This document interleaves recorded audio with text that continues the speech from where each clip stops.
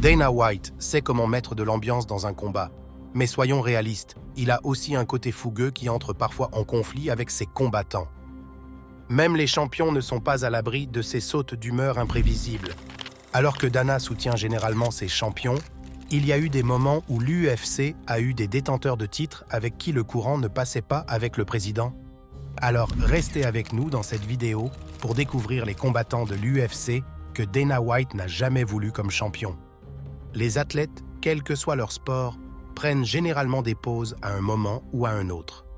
Quand Georges St-Pierre est revenu à l'UFC en 2017, les fans étaient plutôt enthousiastes. Il avait été absent de la scène des combats après sa victoire, par décision partagée contre Johnny Hendricks à l'UFC 167 le 16 novembre 2013. Mais voilà, son départ en 2013 est exactement ce qui a fait tiquer Dana White. Mais avant de nous pencher sur cette question, revenons un peu en arrière et retraçons l'histoire de Georges St-Pierre.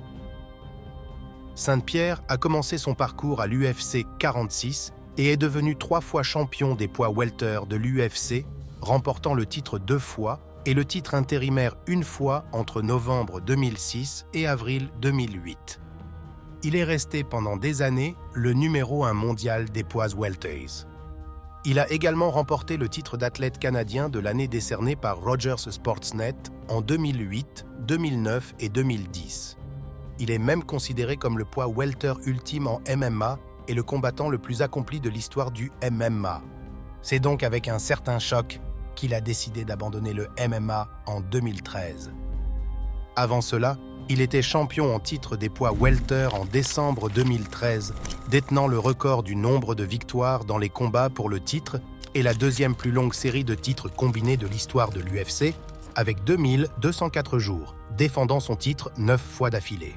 Cependant, les choses ont pris un autre tournant alors qu'il défendait son titre pour la 11e fois à l'UFC 167 contre l'aspirant Johnny Hendricks. Mais suite au combat, les choses se sont envenimées. Juste après la victoire, Dana White voulait que St-Pierre ait un match revanche contre Hendricks, mais St-Pierre était déterminé à prendre du temps pour s'occuper de sa santé physique et mentale. St-Pierre a déclaré qu'il avait pris sa décision avant le combat contre Hendricks, et le match ne l'a certainement pas aidé à prendre sa décision. À la fin de son combat contre Johnny Hendricks, Georges St-Pierre n'était pas au mieux de sa forme. Il avait littéralement l'air d'avoir fait quelques rounds contre un mur de briques. De plus, il montrait des signes inquiétants, des dommages qu'il avait subis. Il était tellement dans les vapes qu'à un moment donné, il ne savait même plus à quel round on était. Mais même s'il a remporté le combat dans la controverse, après sa victoire, le poids welter en difficulté a mentionné quelque chose d'assez sérieux. Il s'inquiétait de possibles lésions cérébrales, avouant qu'il avait même perdu la notion du temps dans la cage ce soir-là. Il avait du mal à articuler ses pensées et s'est même excusé auprès de l'annonceur Joe Rogan à un moment donné, montrant la tension du moment sur le champion. Dans un geste qui aurait choqué le monde du MMA si son équipe ne l'avait pas laissé entendre toute la semaine, St-Pierre a décidé de s'éloigner du sport. « Il se passe beaucoup de choses dans ma vie », a révélé St-Pierre dans la cage juste après le combat. « J'ai besoin de prendre du recul. En ce moment, j'ai besoin de prendre du temps pour moi. » Dire que le promoteur de l'UFC, Dana White, n'a pas bien réagi à cette nouvelle serait un euphémisme. White était livide, déversant sa colère sur la Nevada State Athletic Commission, les journalistes qui ont noté le combat en faveur de St-Pierre, et même St-Pierre lui-même. White n'avait qu'une idée en tête, ramener son champion dans la cage. A-t-il dit qu'il voulait prendre sa retraite? Il n'a pas dit « je prends ma retraite, je raccroche ». C'était génial, tout le monde. Merci pour toutes ces années. À plus tard, s'est exclamé White, furieux après le combat. Il a dit « je prends un peu de repos ». Non. On ne dit pas simplement « je vais prendre du temps libre, peut-être que je reviendrai, peut-être pas ». Vous le devez aux fans, vous le devez à cette ceinture, vous le devez à cette entreprise et vous le devez à Johnny Hendricks pour lui donner l'opportunité de se battre à nouveau. À sa décharge, St-Pierre a fait face à la presse et à White après le combat. Bien qu'il n'ait pas voulu révéler ce qui lui causait tant de douleur émotionnelle, il a donné un aperçu de l'impact du combat sur son corps et son esprit. Juste après la conférence de presse, White et Lorenzo Fertitta, propriétaires de l'UFC, ont coincé Saint-Pierre pour essayer de le convaincre de retourner dans la cage. Dans le monde du combat, les promoteurs traitent souvent les combattants comme des produits comme les autres, mais pour White, Saint-Pierre était la vache à lait par excellence, ce qui le rendait très précieux pour l'UFC. On pourrait penser qu'un être humain décent s'inquiéterait du bien-être de Saint-Pierre, surtout après un combat qui l'a manifestement laissé hébété et confus. Mais il semble que ce n'était même pas dans les préoccupations de White. Lors de la conférence de presse, personne, à l'exception de Saint-Pierre lui-même, n'a semblé s'inquiéter des conséquences physiques et émotionnelles de ce combat brutal. La grande question que tout le monde se posait était de savoir à quelle vitesse il pourrait convaincre le champion réticent de revenir dans la cage. « Ne vous inquiétez pas, ces problèmes ne sont pas aussi graves qu'il le pense », a rassuré White après avoir parlé à Saint-Pierre. « Il s'agit de problèmes plus personnels. Cela peut sembler être la fin du monde pour lui, mais croyez-moi, ce n'est pas le cas. » Qu'il s'agisse de la bonne décision ou non, il semble que White ait persuadé Saint-Pierre d'effectuer un retour sur le devant de la scène. Mais cela ne s'est pas produit tout de suite. Saint-Pierre a pris une pause de 3 ans et n'est pas revenu. Saint-Pierre a laissé entendre qu'il reviendrait une fois sa santé rétablie, envisageant d'éventuels affrontements dans la division des poids légers contre des poids lourds comme Khabib Nurmagomedov ou Conor McGregor. Mais White n'a pas semblé intéressé par cette idée. Il est finalement revenu dans l'octogone en novembre 2017 lors de l'UFC 217 où il a remporté une victoire par soumission sur Michael Bisping pour s'emparer du titre des poids moyens, faisant de lui seulement le 4e combattant de l'histoire de l'UFC à détenir des ceintures dans plusieurs divisions. Cependant, il n'est pas resté très longtemps, probablement à cause de Dana White. Malgré l'envie de Saint-Pierre de revenir sur le devant de la scène, son contrat avec l'UFC le retient, excluant tout projet de boxe ou de passage dans une autre organisation de MMA. Avec peu d'action et des problèmes persistants au sein de l'UFC, Saint-Pierre a finalement décidé de mettre un terme à sa carrière. Tim Sylvia est un autre champion de l'UFC dont la carrière a connu une période difficile après sa prise de bec avec Dana White. Tim Sylvia, l'ex-champion poids lourd de l'UFC, était un titan sur le octogone. Originaire du Maine, ce type était un véritable cauchemar à affronter avec sa taille imposante et son intensité meurtrière, ce qui lui a permis de se démarquer sur la scène des poids lourds. Il a été dans l'octogone à la fois en tant que poids super lourd et poids lourd, se battant non seulement dans l'UFC, mais aussi dans l'Affliction, l'IFC et le ONE FC. Sylvia a commencé son parcours MMA professionnel en 2001 avec l'IFC, mais son ascension ne faisait que commencer. Il a dominé la scène, remportant 13 victoires consécutives, dont 10 par KO. Il a fait des vagues dans des organisations telles que Super Brawl et Extreme Challenge, basées à Hawaï, et il était en pleine forme. En 2002, il rejoint l'UFC et ne tarde pas à se faire remarquer. Il remporte une victoire par TKO contre Wesley Cabbage, Correira, à l'UFC 39, grâce au coin de Correira qui jette l'éponge. Dans la foulée, il remporte le titre UFC des poids lourds en éliminant Rico Rodriguez à l'UFC 41. Et il ne s'arrête pas là. Il défend sa ceinture en remportant une nouvelle victoire rapide sur Gan Magui à l'UFC 44. L'homme est inarrêtable. Cependant, son règne en tant que champion poids lourd de l'UFC n'aurait pas pu commencer de la pire des manières.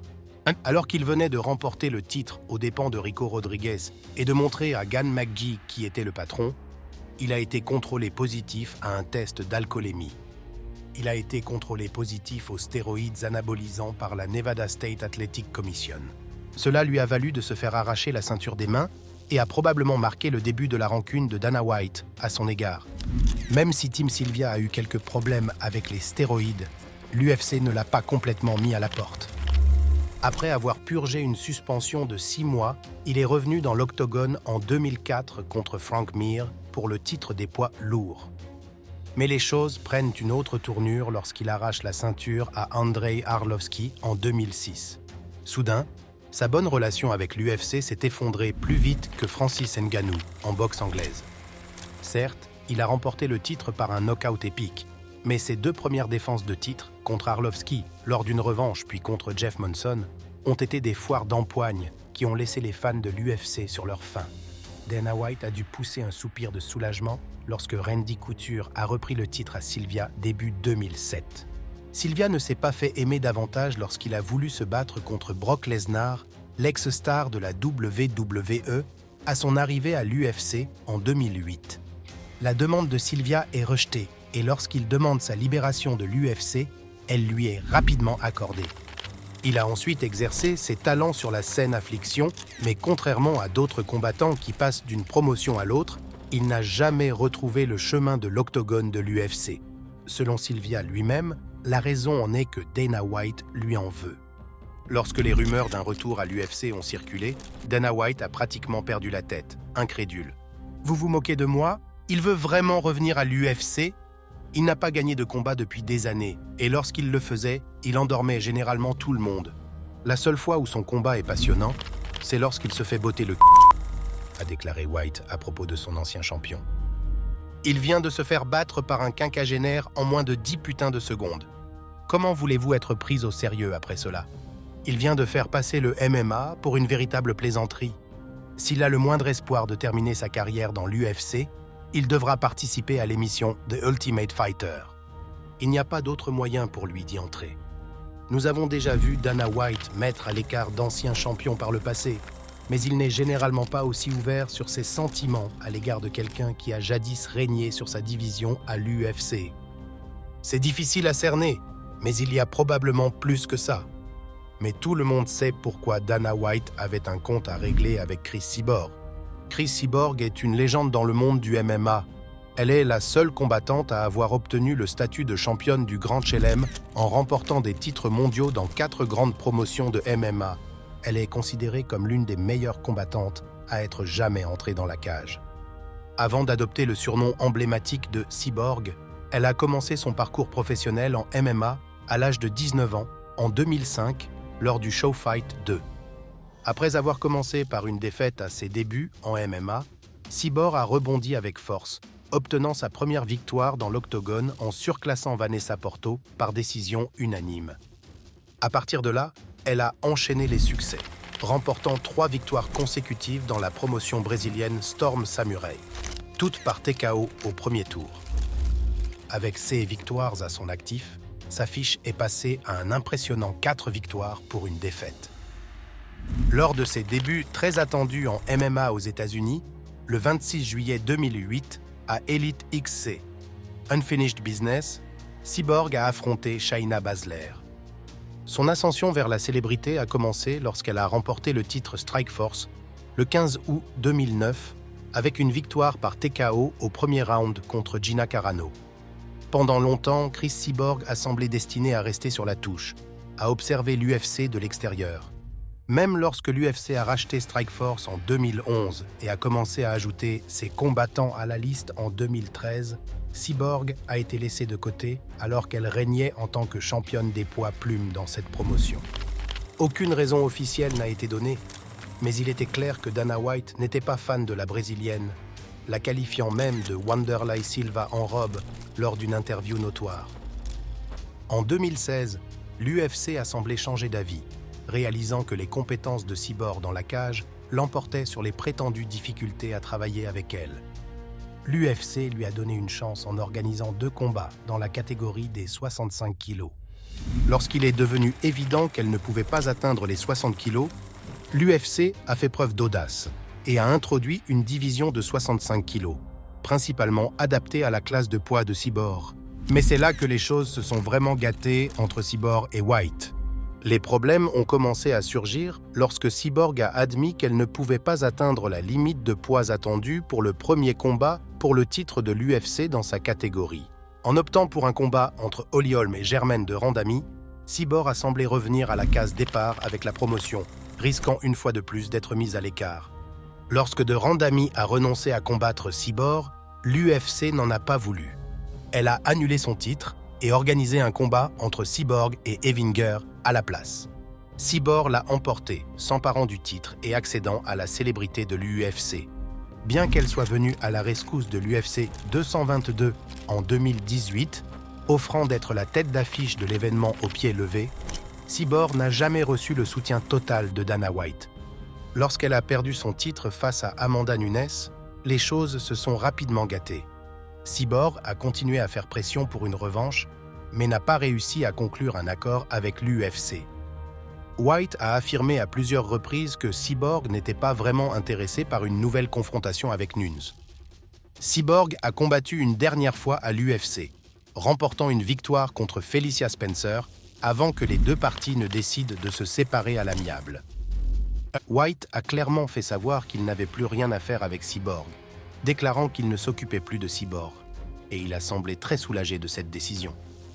Tout comme Chris Cyborg, le problème de Dana avec Demetrious Johnson était lié à sa division de poids.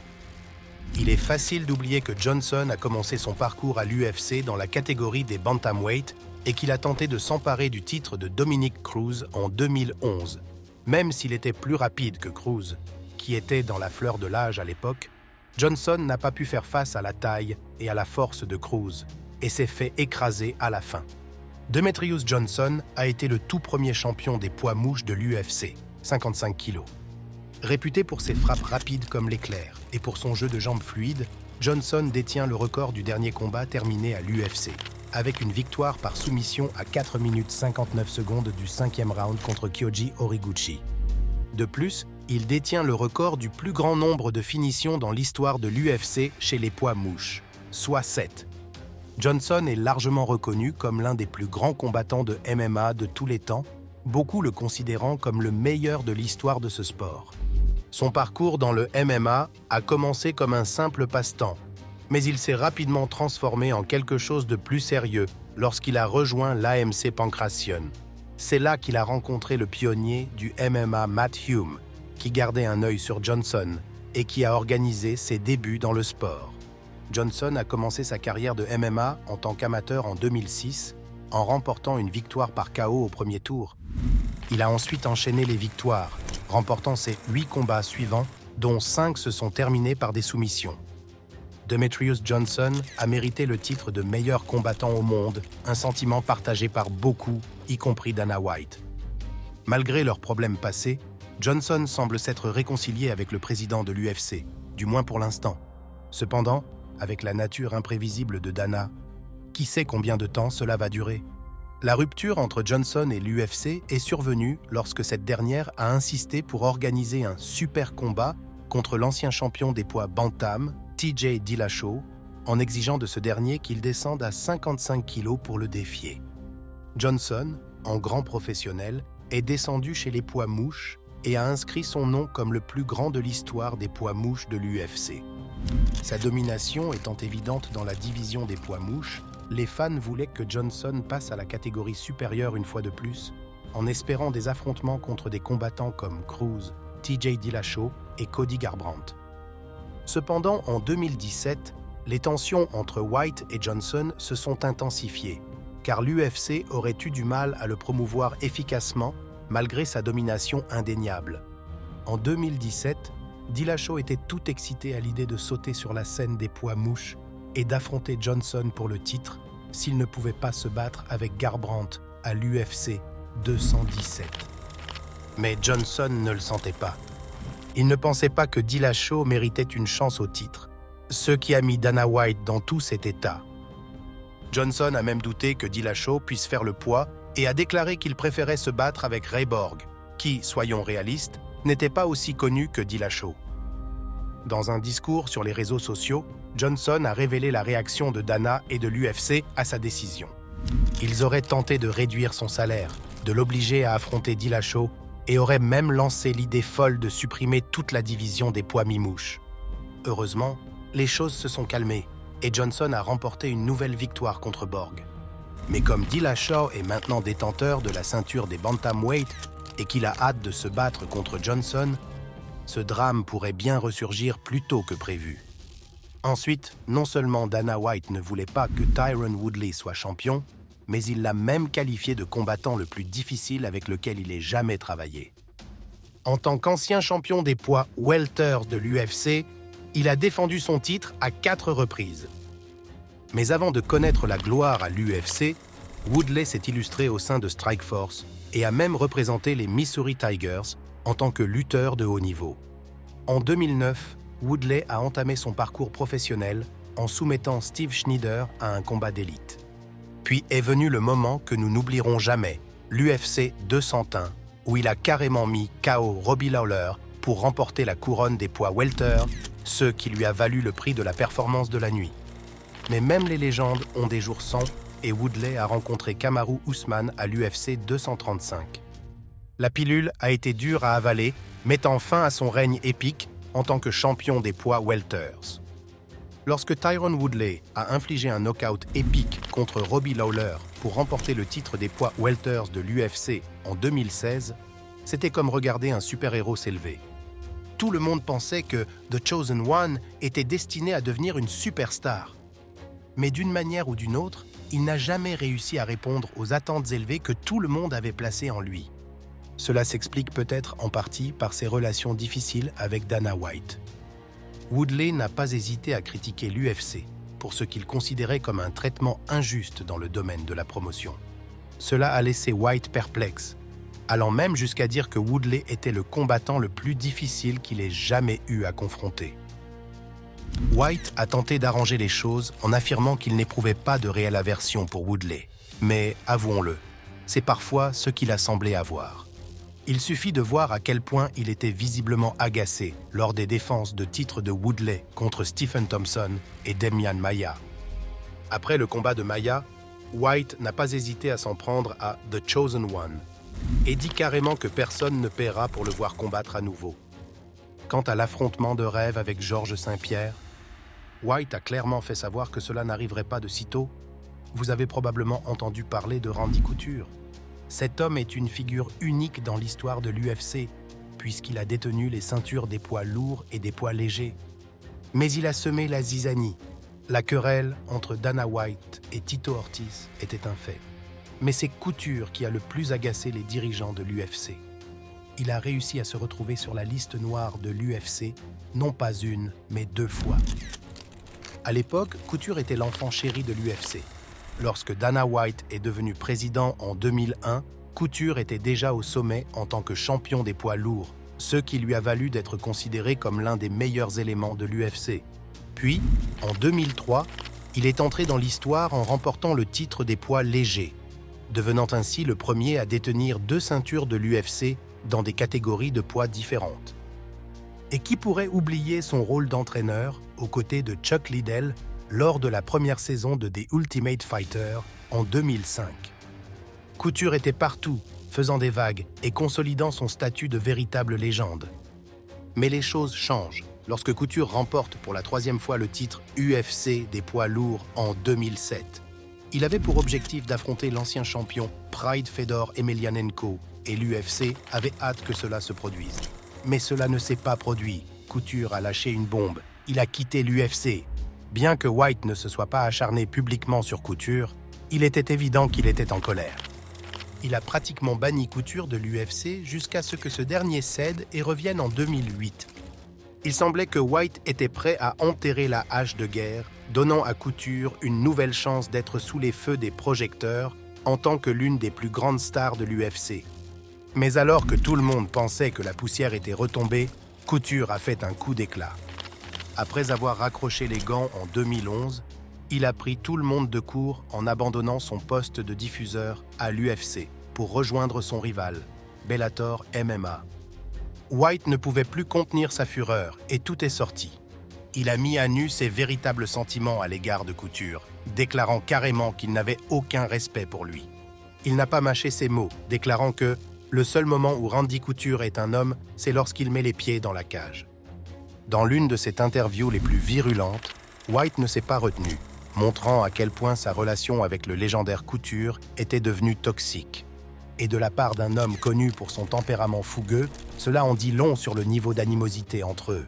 Et voilà, les combattants de l'UFC que Dana White n'a jamais voulu comme champion, qu'en pensez-vous? Faites-nous part de vos impressions dans la section des commentaires. Et avant de partir, n'oubliez pas d'aimer cette vidéo et de vous abonner à Octagon Rivals pour ne pas manquer les prochaines.